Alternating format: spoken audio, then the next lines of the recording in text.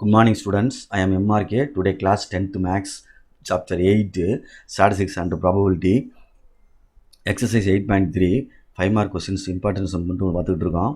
9th sum, a bag contains 5 red balls, 6 white balls, 7 green balls இருக்கு, 8 black balls இருக்கு.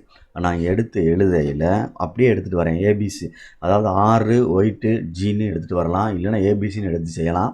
ஆனால் denote பண்ணிடணும். முன்னாடி ஏன்றது இது, பின்றது இது அப்படின்னு சொல்லிட்டு டினோட் பண்ணிடணும். இல்லை வேண்டாம், நம்ம இதிலே செய்வோம். ரைட், என்ன எடுக்க போகிறோம்? அது மாதிரி எஸ் என்ன பஸ் கண்டுபிடிக்கணும். Number of red ball 6, 5. Number of white ball W 6. Number of green ball G 7. Number of black ball 8. Add பண்ணுறோம் 15, 20, 26. இதுதான் என்னது? என்ன ஆஃப் எஸ் டோட்டல். சரிங்களா? ரைட். ஃபஸ்ட்டு ஒன்று என்ன கொடுத்துருக்கு? Very very simple sum. White ball அப்படின்னு கொடுத்துருக்கு. ஒயிட் ஒயிட் பால் அப்படின்னு கொடுத்துருக்கு. சரிங்களா? ரைட். இதில் ஒயிட் பால் எத்தனை இருக்கும் பாரு, இந்த இருக்குது. அப்போ N of W equal to என்னது? 6. N of W equal to 6. அப்போ P of W equal to N of W by N of S. Okay, N of S. அப்போ என்ன வந்துடா தம்பி? 6/26. அடிச்சுக்கோ. 3 2s are 6, 1 2 is 2, 3 2s are 6. அடிச்சிட்டேன். 2 டேபிளில் வேறு அடிக்க முடியாது. ரைட். செகண்ட் ஒன் என்னாச்சுன்னு பாரு. Black or red. பிளாக்கு அல்லது ரெட். பிளாக்காக இருக்கலாம் அல்லது ரெட்டாக இருக்கலாம் அப்படின்னு சொல்லல. கவனித்து இது பண்ணிக்க அப்படின்னா இந்த இடத்துல ஆர் அப்படின்றது வந்து நம்ம யூனியன் அப்படின்னு சொல்கிற மாதிரி சொல்லிடலாம். ஆர் அப்படின்றது இல்லை ப்ளஸ்ன்னு சொல்கிற மாதிரி சொல்லிடலாம். சொல்லையில் பிளாக் ஆர் ரெட் அப்படின்னு சொல்லல, பிளாக் நம்பர்ஸையும் ரெட் நம்பரையும் டோட்டல் பண்ணி அதை ஃபர்தராக ஒரு இதாக எடுத்துக்கோ. அதாவது செகண்ட் என்ன எடுத்திருக்கோம்? செகண்ட் வந்து ஏ பிளாக்கு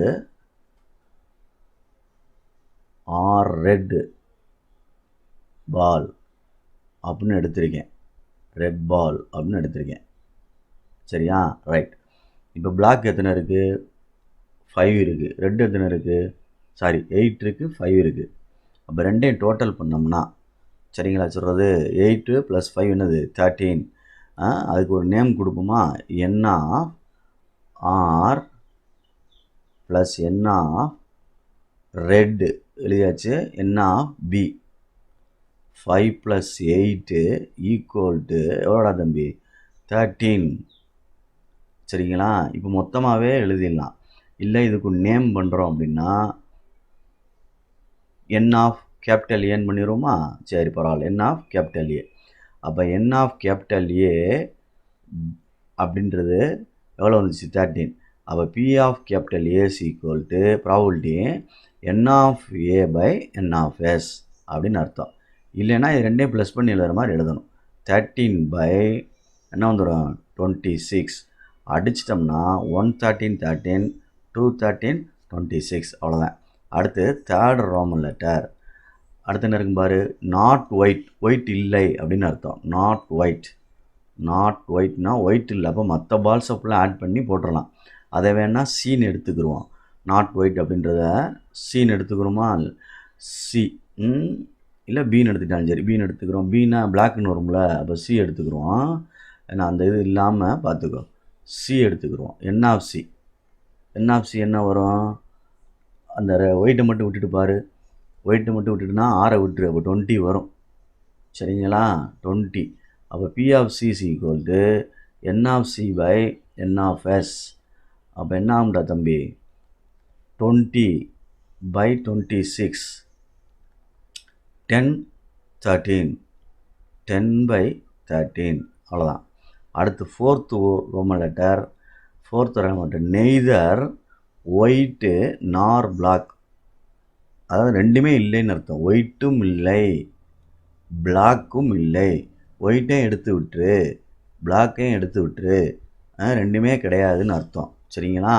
அப்போ என்ன இருக்கும் மிச்சம்? 5 ரெட் இருக்கும், க்ரீன் இருக்கும், 12 வரும். அதை வேணால் இதை நான் எழுதிடுறேன். Neither white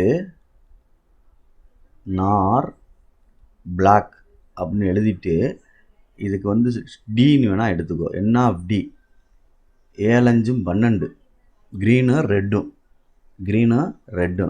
12. இது க்ரீனு ரெட்டும் சேர்ந்ததுடா. ஏன்னா என்ன வந்துடும், 12 வந்துடும். என்ன ஆஃப் ஜி என்ன ஆஃப் ஆர், இந்த க்ரீனு ரெட்டும். ஏன்னா ஒயிட்டும் கிடையாது, பிளாக்கும் கிடையாது.